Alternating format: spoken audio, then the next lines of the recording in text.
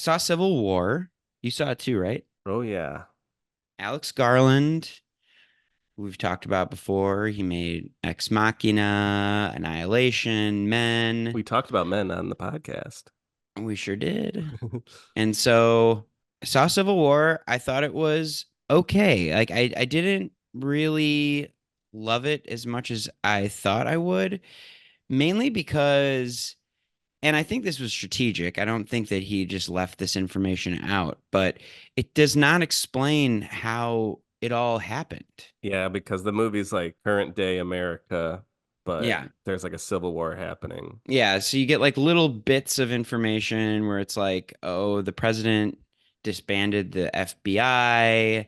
Texas and California have formed an alliance. There's like the Florida Rebellion. The And Antifa massacre. yeah, yeah, there's just like they kind of just pepper in these little things that like, okay, so this is what caused the war. Yeah, it starts off with Nick Offerman as the president, kind of like doing like an address of America or something. Yeah.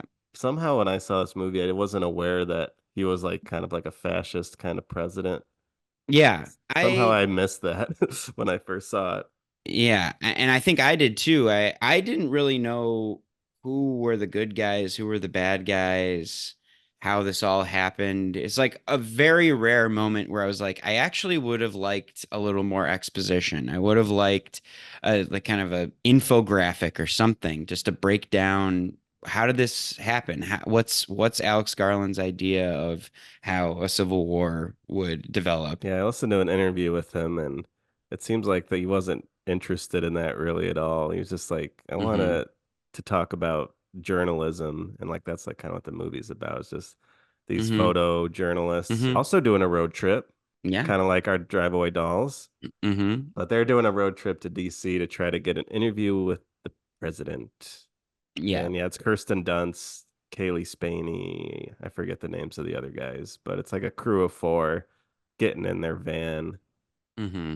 seeing these war-torn America. But I did like the device of using these photojournalists as the people that we're following through this movie because you get these photographs. I felt like the photographs that are interspersed in the film that they take, I thought were pretty strong, but disappointing in the fact that I just didn't feel like I knew enough about what was going on. Yeah, I was not impressed with this movie really. I thought it was fine.